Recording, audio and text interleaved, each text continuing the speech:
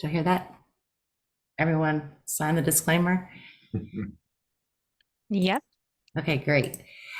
Okay, we got two more people coming in. What a way to get out of the holiday spirit, come back and talk conservation. Good stuff. It's our favorite topic. Thank you.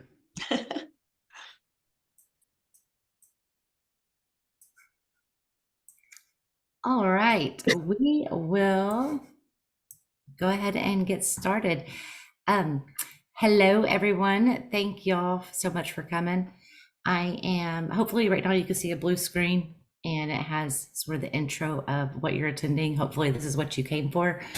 I am Whitney Milberger. I'm the Communications and Conservation Contact with BGE for the North Fort Bend Water Authority.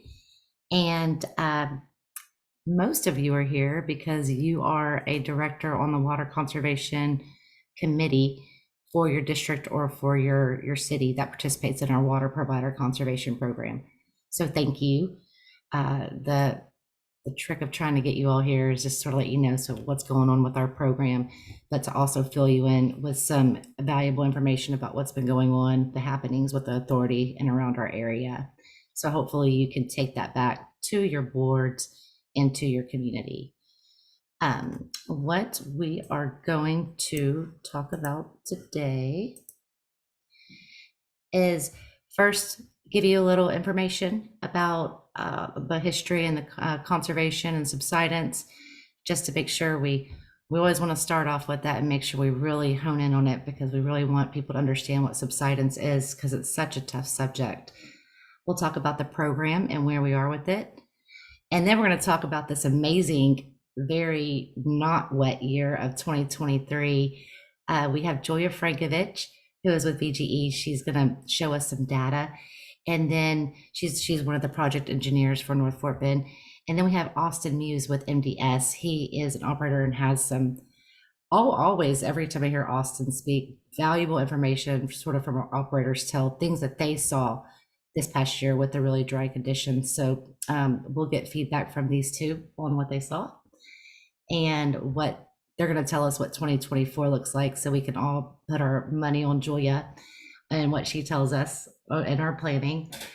And with that, sort of some tidbits to hopefully take away of how we can do some more proper planning, or more planning things on the conservation realm to help us prepare for hopefully not another dry year, but just sort of where we are with the population, how it keeps getting bigger and bigger, and our supplies are not growing that much. So, and then we'll talk if y'all want to talk, or we can go. So we'll go ahead and get started. Does anybody have any questions at this moment? Okay, well, feel free, sort of informal but professional. If you have anything, just ask us during, or you can raise your hand or send a chat. And here we go. So we are going to go ahead. I'm going to go ahead right now and just give it over to Julia, because she knows this stuff, and we're going to talk about subsidence and go from there. Thank you, Julia. Sure. Thanks for letting me speak. So like Whitney said, we always like to give an overview of subsidence, just to give a refresher to people on why we're all here talking about North Fort Bend to begin with. Subsidence is the reason that North Fort Bend exists. And it literally means that the ground is sinking. So historically in the Houston region, groundwater has been the primary source of water. And as Houston was developing, as more and more people were moving to the area, we started using more and more groundwater, to the point that we were taking more water out of the ground than was sustainable. So more than water was infiltrating into our aquifers. So by 1975, when the Harris-Galveston Subsidence District was created, groundwater pumpage was not regulated until that time. And by that time, once we had regulated, some areas in the Houston region had already sunk more than 10 feet. And so you're going to see that on this map here, in the really dark red areas, that's where we were showing the most sinking at that time. And so we'll talk about the mechanisms of subsidence and how it works next. But first, I wanted to talk about why do we care? So the ground is sinking. Why is that a big deal? So there's a few different reasons. First is that subsidence causes issues where it threatens our groundwater supply by removing water storage capacity from our aquifers. We also lower the ground surface, which can increase the likelihood and severity of flooding. And it can also cause costly infrastructure damage because the land is settling at different rates. And that's why it's so important that we're developing an alternative water strategy, so we're not just relying on groundwater for our region. So we just explained that subsidence means the ground is sinking, but how does that work? And so we're going to go through a pretty simplified version of how subsidence works, but I think it's really valuable. So on the screen, we're looking at a simplified cross-section of the earth. We have the ground surface. Underneath that, we have soil, different types of soil. And underneath that, we have saturated soil, and that's also known as groundwater. The point soil becomes saturated, we're going to call the groundwater level. And then the white rectangle you're looking at on the screen represents a groundwater well. And so this is quite simply just something we put in the ground so that we can extract water from the aquifers and bring it to the ground surface to use. So what is groundwater? It's literally just water that fills in space between soil and the ground. So you can kind of, if we zoom in to what's going on there, we have all these intermixed soil particles. And in the Houston region, it's primarily going to be clays and silts, which clay, if you know, we all live in Houston, so we're familiar with clay soils outside of our house that really shrink and swell as things get dry and wet throughout the year. And that's really the reason that Houston in particular has an issue with subsidence is these clay layers that as they depressurize, cause compaction. And so you can kind of think about groundwater in the way it fills the space like a sponge. So if you have a kitchen sponge and it's completely saturated, water is going to be everywhere in that sponge that you don't have sponge pieces, I guess. So when we're taking water out of the ground, and maybe at this point we're pumping too much out of the ground. So if we have increased water needs, like when we have development or when it's August 2023 and we're just pulling water out of the ground per person like there's no tomorrow, we start to see a few things happen. So first, the groundwater level is going to lower. And when that happens, the water between the soil particles depressurizes. And what that causes is a physical compaction of those soil particles together. And unfortunately, this causes a permanent loss of that space between the soil. So it will never be recovered. And that permanently reduces the amount of water that can be stored in our aquifers, which is obviously a concern now, and it's also a concern for the future. So in addition to threatening our future groundwater supply, this process also causes the land surface to sink, and that's subsidence.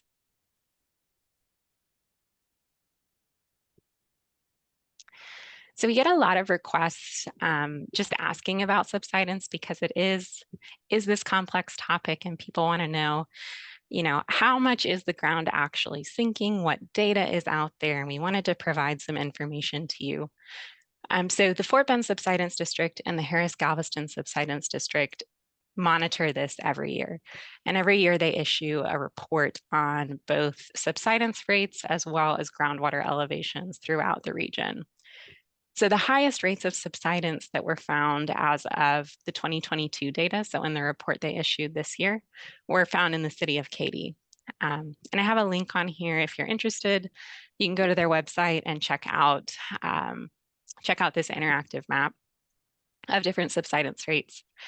But just so you have some perspective, in the city of Katy area, we're looking at almost an inch of subsidence per year, which is pretty significant. So if you're talking about 12 years, that area could sink a foot.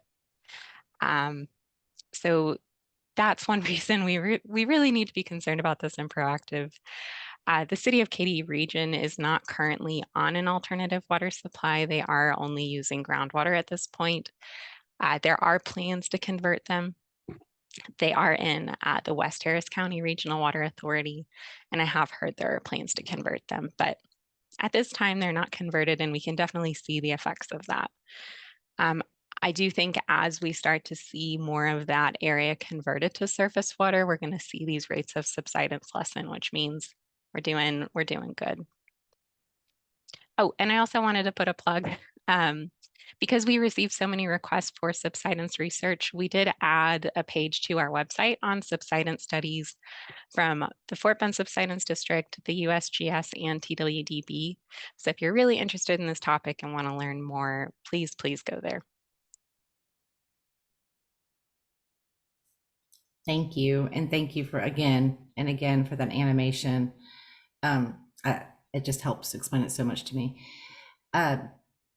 Still going back to where we came from on subsidence, due to that, just from the 30s to the 70s of people seeing that there was over just 10 feet that had subsided already. The way that the sort of the progression worked was that in 1975, the legislature created the Harris-Galveston Subsidence District, knowing that that was still going west and expanding. It wasn't just in that Galveston area.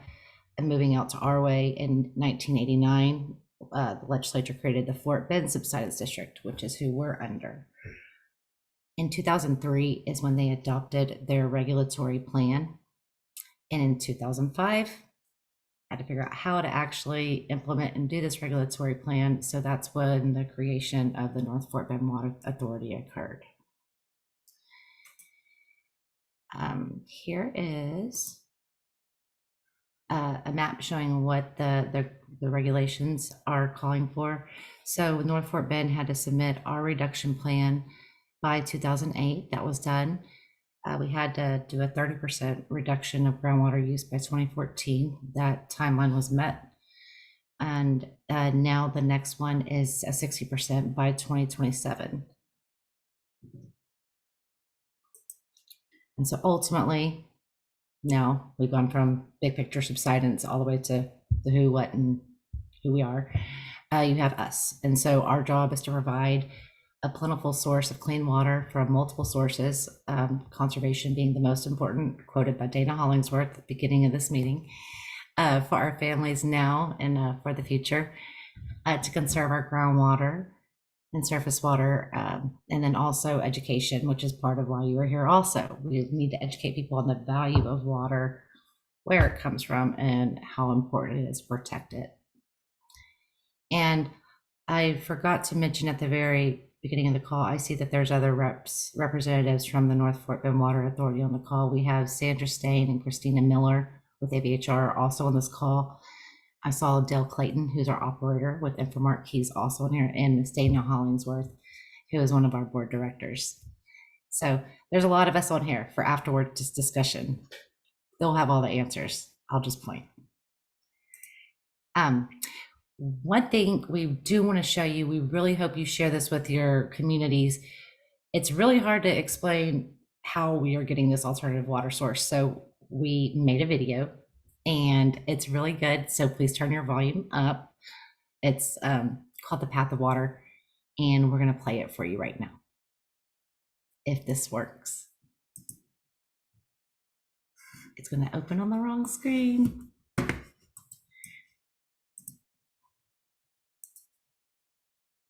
Julia, can you give me a thumbs up if it works?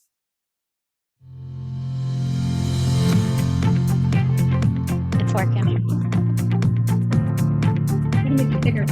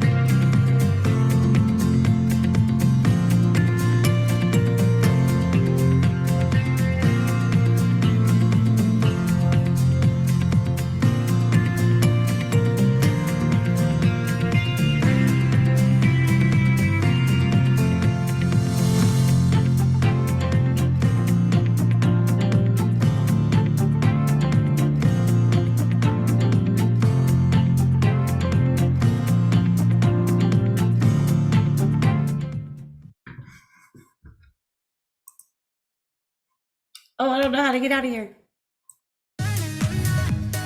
Wait, I need to turn. We can still hear it. Yeah, let me figure out how to. It has already been noted that my recommended videos that I usually watch are Zumba related or SNL, and I have to admit that is a true fact about me.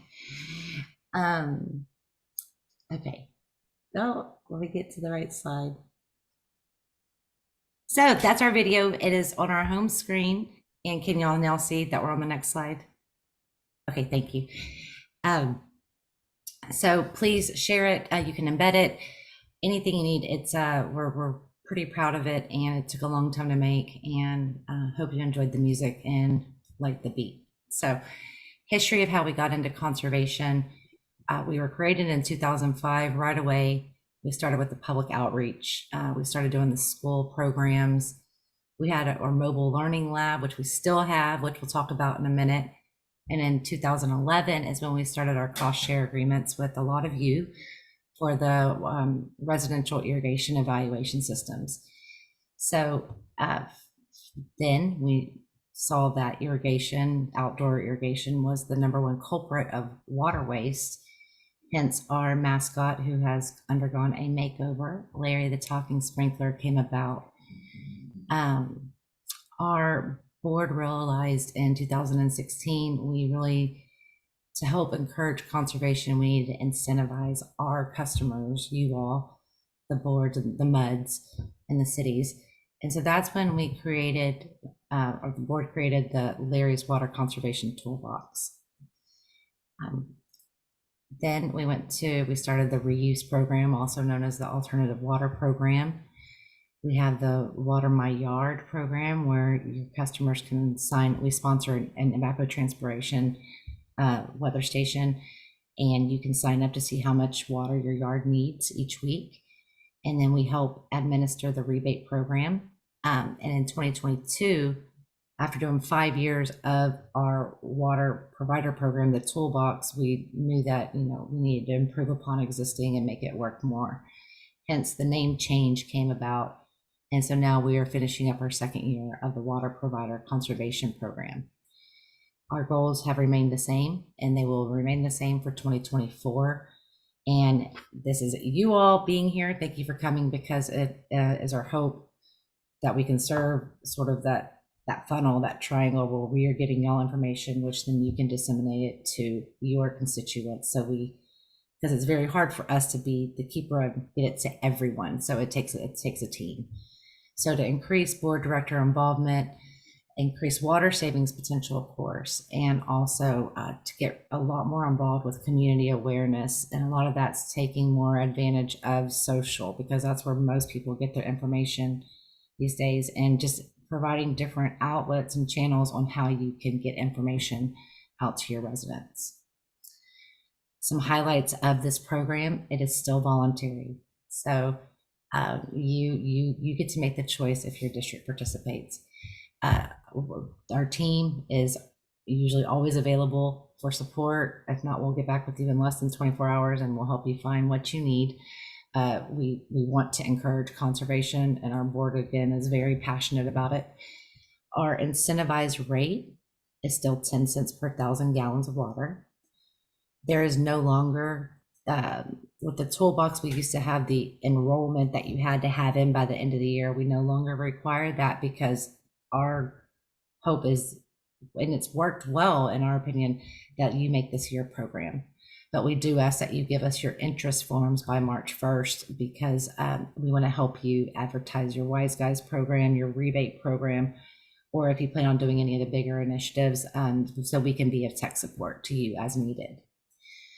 One other item that is a highlight: what we do here is we list a lot of initiatives that you can do. It is not in a box.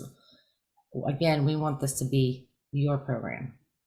And so we give you ideas of things, but if you already have something going, if you have a different kind of idea, we've had a couple through the past 2 years, which we will showcase at our March special meeting. Again, hopefully, if you're doing something different, tell us. because there's so much out there. And for us, we want to learn about it too. And we encourage any way that you can find conservation. To be a part of this program, though, just for the core, we have the conservation committees, which you're on, and you're also still doing those high water user notifications each month for your residents. And again, you're handing out lots of conservation information through multiple outlets. I'm not going to spend a lot of time on this, but again, you can pick 3 small initiatives to do this. And if you're successful in those, plus your core initiatives, you're successful in the program. Or you can work with us and pick a larger initiative. And again, that's usually going to focus on your outdoor water irrigation, or if you're doing something like making the huge switch to AMR. Again, if there's something else here, we encourage that. You just need to work with us so we're aware of what you're doing. And I am now going to go ahead and turn it back over. It's like a news reporting. I like it. So now back to Julia with your weather update from 2023. Thanks, Whitney. Thank you. So, because we're going to talk, this is the good stuff. Austin, you're coming up next. Get ready. So I wanted to take some time with you all to kind of recap what happened in 2023.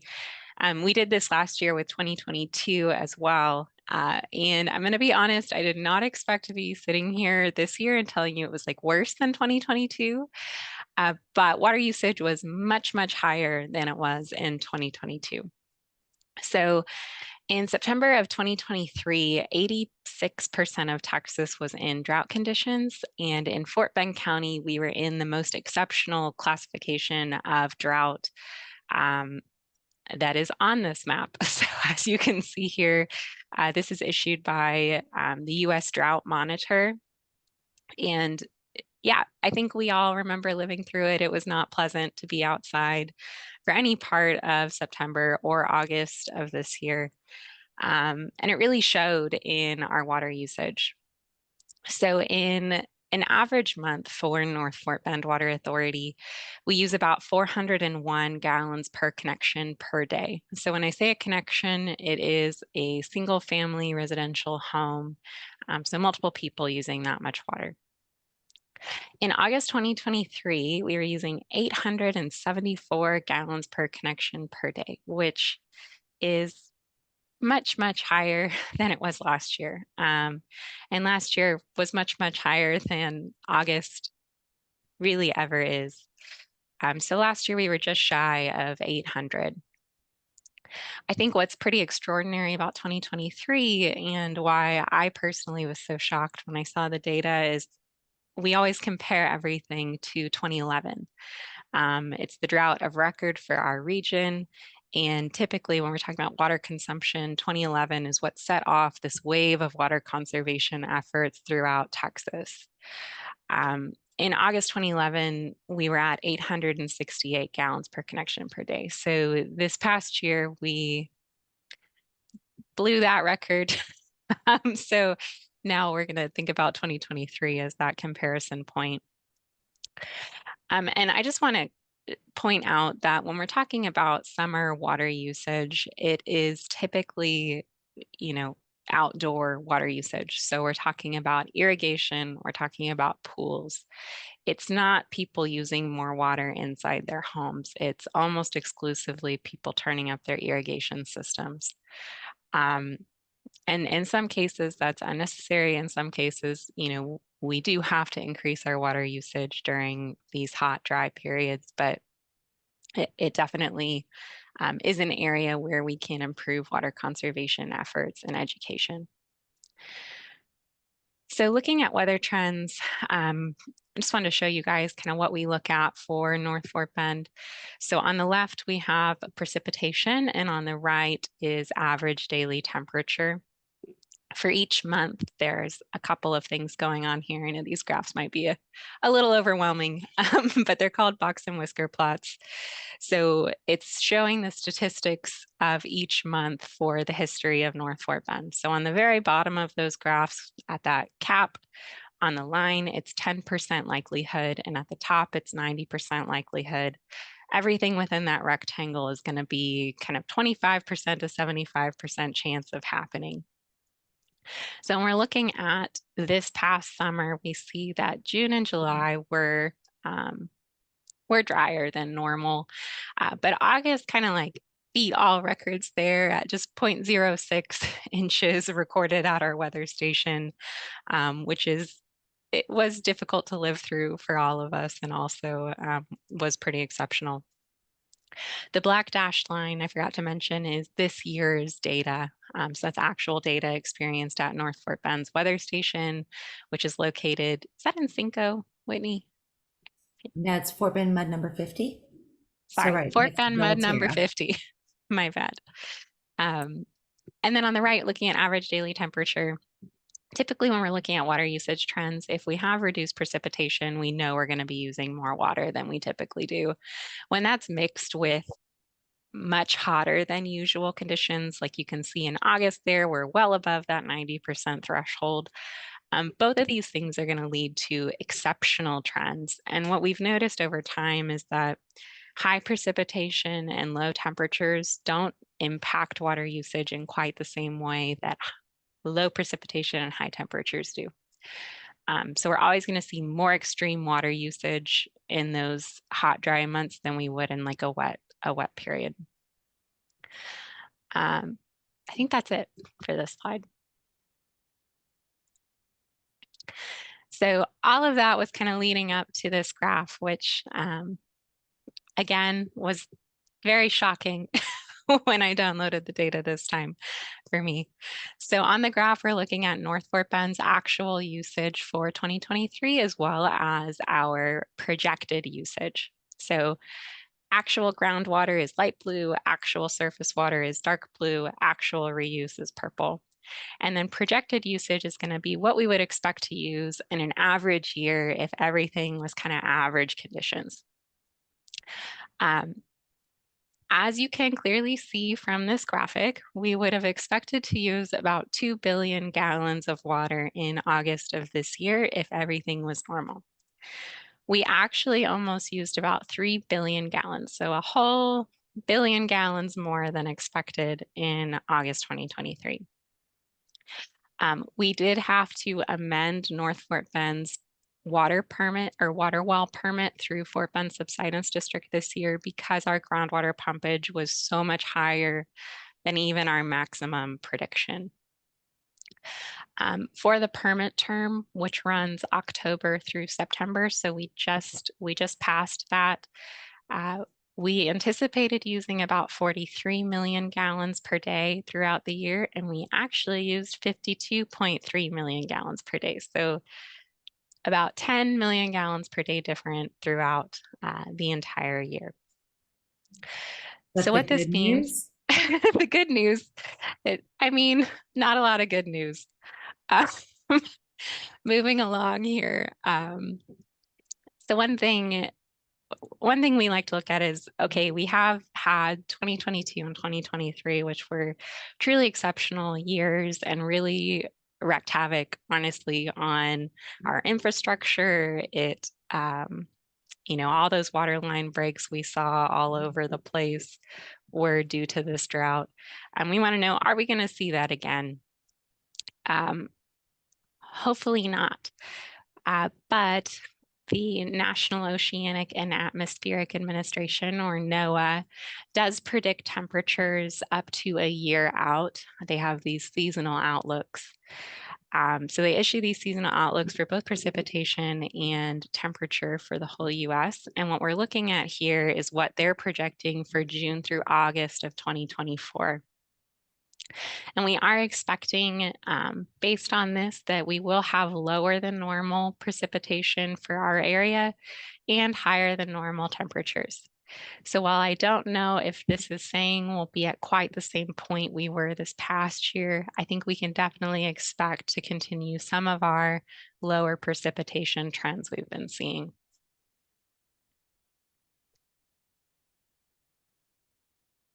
And lastly, on this note, unfortunately, these higher water usage time periods do have pretty significant repercussions related to subsidence. So what we're looking at here is from the Fort Bend Subsidence District 2023 annual groundwater and subsidence report. This is based on 2022 groundwater elevations. So we're still in the process in our area of converting to alternative waters. North Fort Bend is about at 40% converted at this point, mostly in the southeastern region of the authority. But in the northern portion, we're working on those lines, and we're also working on the Northeast Water Purification Plant, which is that video that Whitney showed earlier, that will provide that 60% conversion for the area. Until that happens, anytime we're using excess groundwater, we're going to be depleting our groundwater resources.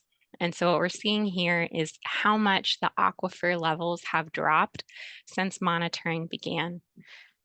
In the Fort Bend area, you can see on the eastern side in that darker orange section, that means that the groundwater elevation of the Chico and Evangeline aquifers, which are the, shallowest, I want to say, where we primarily get our water supply from in the area, have dropped up to 199 feet since monitoring began in the late 80s. That's really significant, and it is having huge impacts on all of our districts and all of our groundwater wells. And Austin Muse is going to talk about some of those impacts he's noticed on the operations side.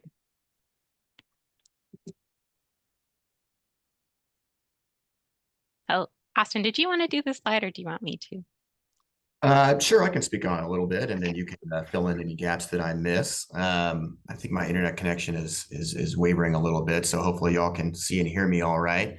But thanks for all that information, Julia and Whitney. Yeah, Julia hit the nail on the head. When the water levels in these aquifers are going down, is when it starts to cause problems for the water supply for your districts.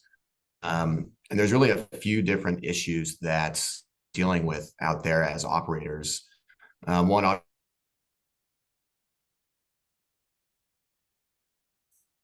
then your wells don't produce as much water as they were designed to produce. So for example, if you drilled a well and it was expected to gallons per minute at a certain depth of submergence in the aquifer, if those water levels are then dropping due to not being replenished from the drought or from excessive use, then all of a sudden your well may only be producing maybe 700 or 800 gallons per minute. And so, if you've got plenty of excess supply built into the design for your district, this may not cause a huge issue up front. But if you're kind of on that close end, then you could start having issues, especially during that peak demand period early in the morning, especially on Monday, Wednesday, Friday, because as many of us know, most sprinkler contractors and installation experts will set everybody's sprinkler system to go off at the same time, about 5 a.m. Monday, Wednesday, Friday. So once that peak demand hits, it drains your ground storage tanks, and then you have to spend the day filling those back up so that you can be ready for that evening demands. Even if you aren't dealing with production issues from your system, that excess runtime and the additional use of your wells and your booster pumps to keep up with the demand on your system is going to provide wear and tear on your equipment, sooner than it would be. So maybe your well would last generally 10 years under normal conditions before you might have to go in and pull it and do some rehab work or some maintenance work on it. If you're running that thing twice as hard as you normally would, in that 20 hours a day range as opposed to 10 or 12 hours a day, then all of a sudden your well's not going to last as long and your equipment's going to fail sooner. So there's real cost to the districts that you're facing with all of this subsidence and the depletion of the aquifers. The other issue you're going to face with these droughts, as Julia mentioned before, is you're going to see all these water line breaks from the ground shifting after it gets dry, for a couple months worth of drought, and then you get that first rain, and all of a sudden the ground starts shifting, and you're getting main line breaks, and once again that puts a lot of stress on your system from a supply standpoint. So these are all big issues that we're dealing with in a lot of districts in the area.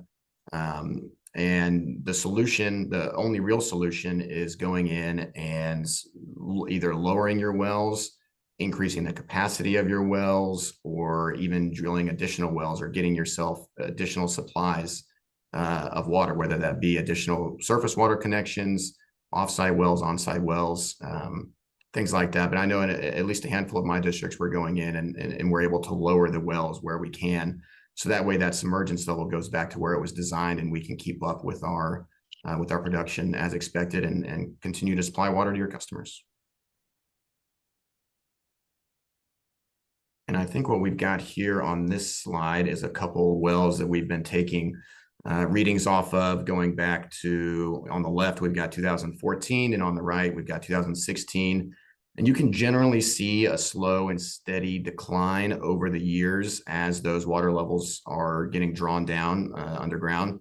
But then those last 2 years, in 2022 and 2023, like Julia said, 2022 we thought was pretty bad, and then 23 came around and really wreaked havoc. And you can see those water levels are really dropping off, and they're not recovering as well as they have in the past during the winter, off season, if you will. So anything we can do to encourage our customers to reduce the amount of water usage, primarily through outdoor irrigation, then the better off we'll all be.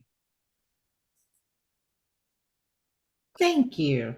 Thank you. Thank you both. And that was the perfect send off back to where we're taking this. Awesome. Thank you both, Julia and Austin, so much. So Absolutely. the hints comes in, and they're going to hopefully stick around. So if you have questions at the end, everybody's here.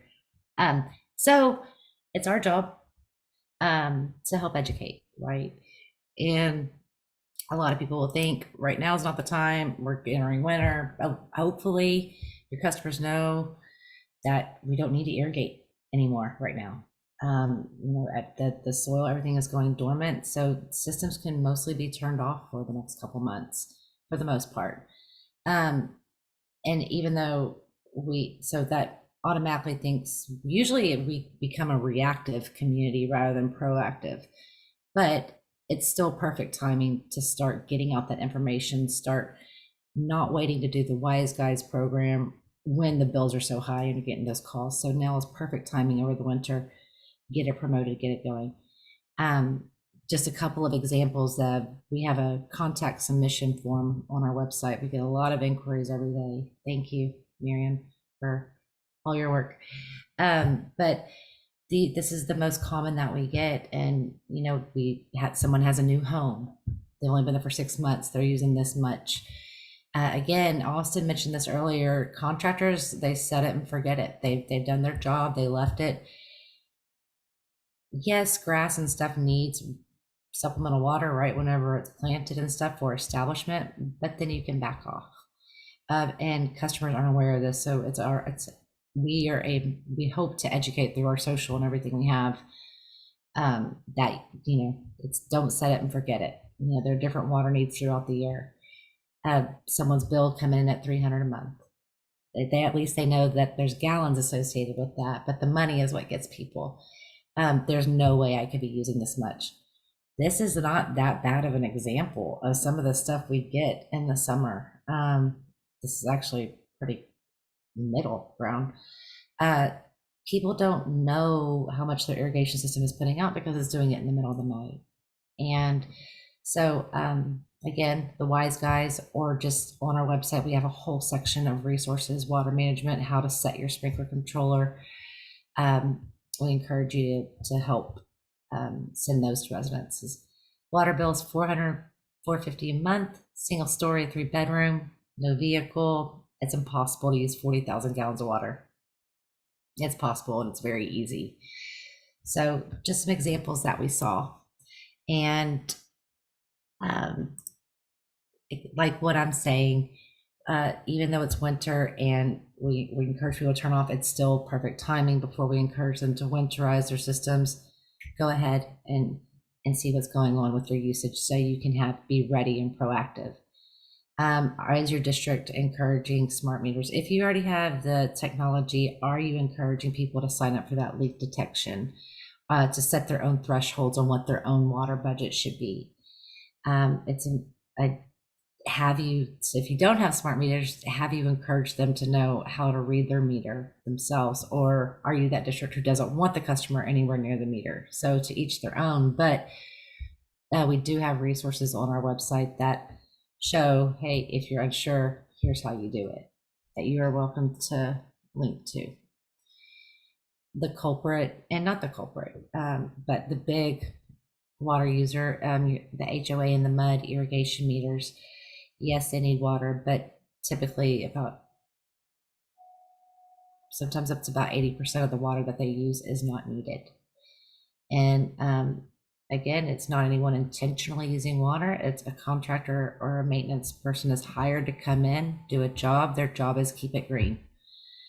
If you don't understand the science and everything behind planting, a lot of people aren't aware that a plant that's waterlogged looks the same as a plant that's starving. So when you think grass might be dying, it actually must not having oxygen because there's too much water in it. And this is what happens in a lot. If something looks bad, give it more water. Usually, a lot of the time in our area, especially with our humidity, the problem is too much moisture. So if you can find opportunities to help educate your landscape and irrigation maintenance providers, and if they're willing to hear it, that is where a really big shift in our industry could change. And we're happy to help you to have those conversations. I can go on and on about that, but I will not. So what do we have for you today? You get, it's been on our website, but we have the Water Providers Toolkit. And this is on our website under Water Providers. So we have this, and it's designed to help you educate your public, your community. And we will send this link to y'all after this is over, and I'll show you where it is on the website. But please link to us, link to us, link to us. We're on the worldwide interweb, Facebook, Instagram, LinkedIn. We are getting more active there. We're also on our YouTube, and I think earlier we shared a link to where that YouTube is. We only have 11 subscribers on our YouTube, so we need to really get on that.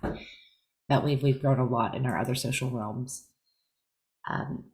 We provide you with different links that you can use on your MUD or your city page of our top asked questions, and we have those specifically where you can just copy the link and paste on topics such as subsidence, adaptive planning, what the mission is. The fee, of course, is number one.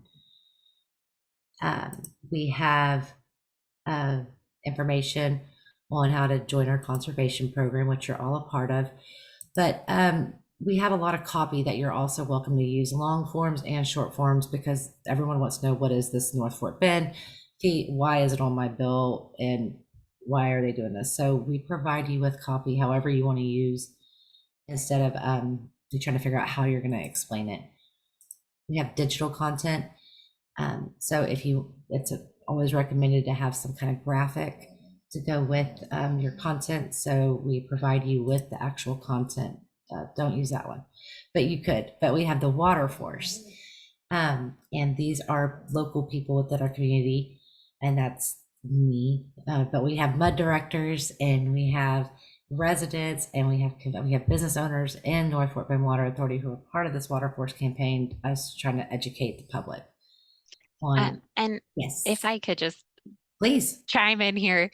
All of these resources are really for you guys. So these images and this text can be used in any way that you see fit, whether it's a website, if you have social media, it can be used there. If you have a newsletter or want to put it in your HOA newsletter website, please feel free to use it in this way. That's what it's there for. We really want these resources available so you don't have to do the work on educating people on what North Fort Bend does. Wholeheartedly. We've made this for y'all. That's why, like, we keep talking about this. Please use it. That's its purpose. Thank you, Julia. We have information on infrastructure, the Wise Guys program, so to help you promote that. The Water My Yard app that we talked about earlier. On bill inserts, again, we will give you the physical bill inserts if you still want to mail those to your customers. But we have the digital imagery that you can use all year long in our Dropbox folder off of the resources page. So the rebate program, the Wise Guys program, all there for you. And lastly, on public outreach, we have actually created talking points. specific answers to the questions that you get asked a lot. So you are welcome to download the talking points with those answers to the questions. We have our learning lab still, and we are happy to bring that out to any of your community events, provided we have availability. And we just ask that you give us, you ask us in advance, at least 60 days, so we can plan and make sure staff is available. Happy to come out and hand out material. If you are having an event but don't need the lab and you still want material, still contact us and we'll try to see if we can get you something. And again, we have that contact us page that's very active. And if you can't answer the question with your district, have them contact us. That's why we're here. And I am going to quit talking and I'm going to open this up, and I'm excited to see there's chat going on and stop sharing. But that is the webinar. And so I want to open it up to any discussion.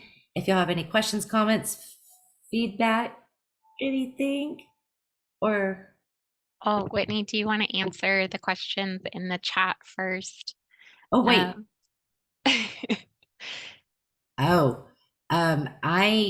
I know of any guidelines for how much each connection should be using, any per person per connection data. I know my numbers come from not this region and what people typically use. So Joya, how do you want to handle this? Because I know what our norm is for the area, and I know that it's crazy high. Yes. So the question is, any guidelines for how much each connection should be using, or any per person per connection data? So unfortunately for North Fort Bend, we have kind of a zoomed out water usage data. So we get monthly data for the mud as a whole. And the connection counts are mostly estimated. So do I have exact numbers? No.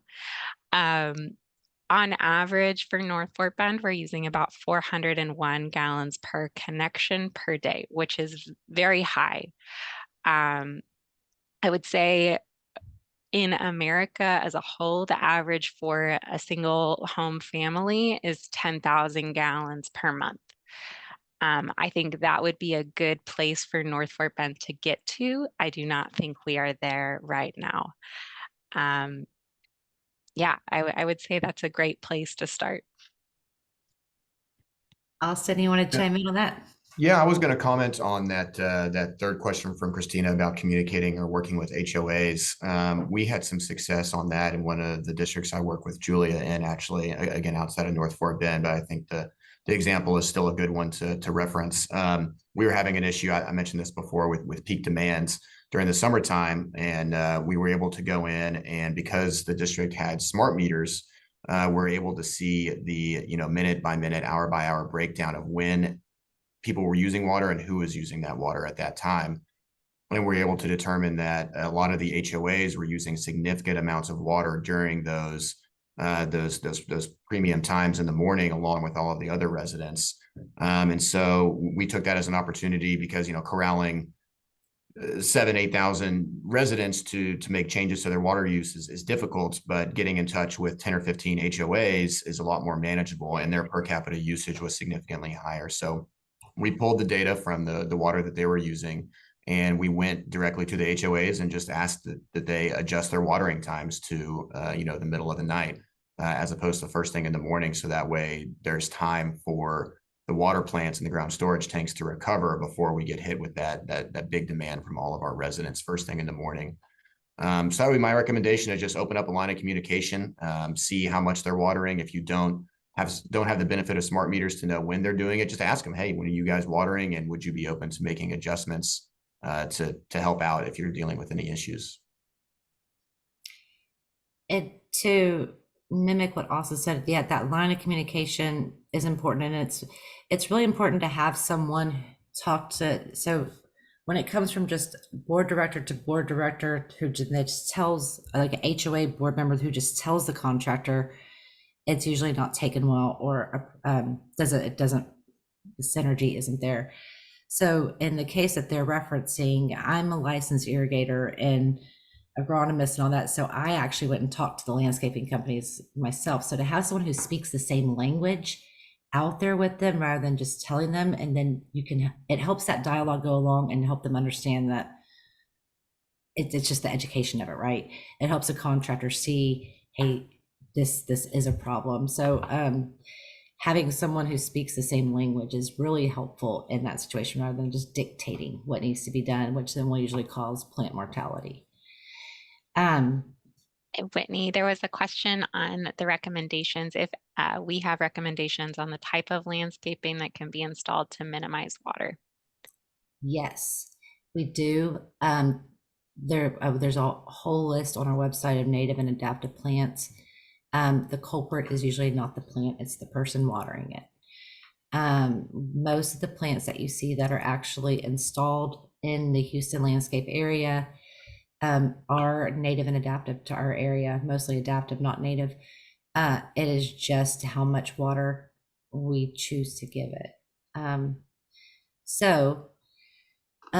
It's more about the education of getting it established and then getting it a very strong root system.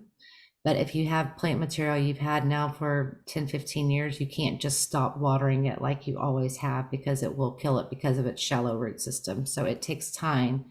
And there is a process, which I'm happy to go through with you, Christina, on how to back off and how to help encourage stronger root growth. So then you can back off watering altogether.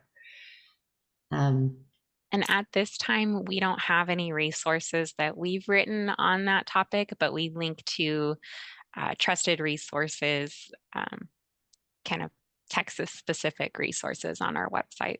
Yes, Texas AgriLife, Texas Turfgrass Association, and yeah, lots of turfgrass people to help on that. And let's see, showing cost of the water. And Christina, on your 8,000 gallons, that's great. Still conserve, but that's wonderful. If you want to talk water budgets, we are always happy to talk about that. And you know what a landscape size, what the actual water usage should look like in a typical year. Please feel free to always reach out. Mr. Carter, hey Randy, we could use some.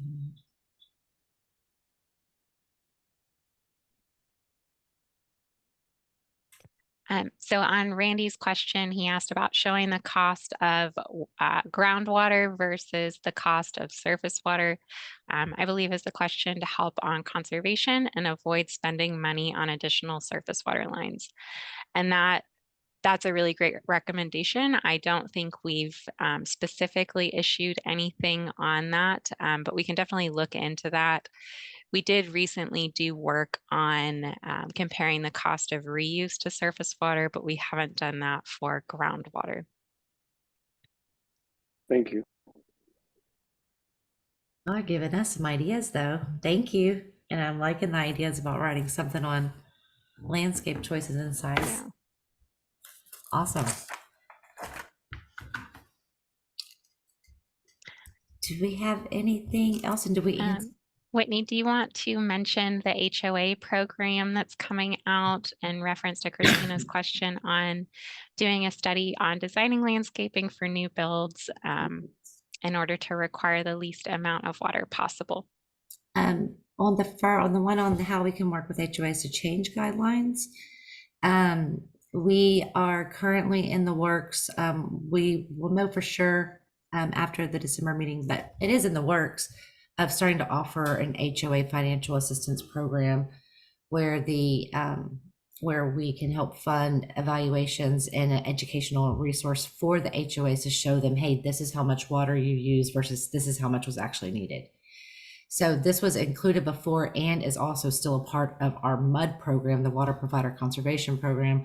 But that is where the MUD is spending its own money and helping with its own meters, irrigation retrofitting and upgrading those. So we do have a program that's hopefully about to become available in early 2024 where we can help assist them. If it is one of our customers' HOAs, so if it's with our GOP, we're always happy to talk to the HOAs because we do understand the disconnect there, and we understand you don't know what you don't know. So I'm always willing to have those conversations with the HOA at the HOA meetings, wherever they are. So just reach out. And then on changing the guidelines, I read one comment on the tree. We did have a colleague who got a letter from her HOA. She works at BGE, and they said that she had to replace her grass. She's also an engineer, and she also looks at the weather a lot. And she nicely got all the data from this year, the weather, and presented that to her HOA, saying, no, I'm not going to do this because XYZ, and just showed the facts. And then they said, okay. So there's hope. And again, it's more about just having a conversation in a even tone, not being reactive, and having the educational kind of conversation rather than where we usually come at a place from being reactive. And you can always reach out to us. Yes, and we do have, there are areas in California for rock, that even San Antonio has programs like that, taking out your St. Augustine. Austin has that program.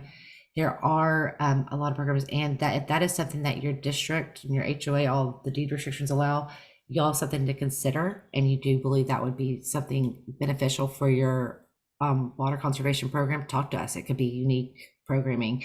We have the residential rebate program, and that is something that we already do take into consideration if you are replacing your plants with something more native and adaptive, or if you're putting more, if you're doing topsoil or mulching, any kind of thing that's actually in the essence to conserve water, that's applicable in that program for your customers.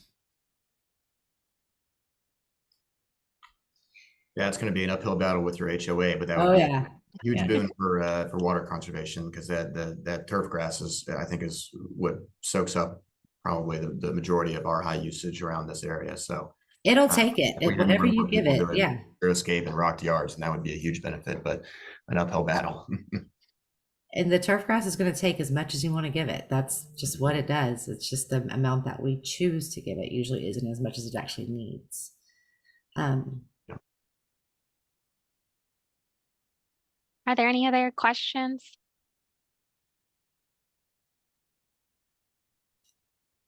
Well, hopefully y'all know where to find us. Hopefully you and I enjoyed this. I hope y'all did too. And we really appreciate, thank you, Austin, for coming. Thank you, Julia. Thank you, rest of the team. And please reach out if y'all have any questions, and hope you have a great rest of your holiday season, and reach out. Thank y'all. Thank you, Whitney and Julianne. Thank you, Dana. Bye. Bye. Bye, thank you.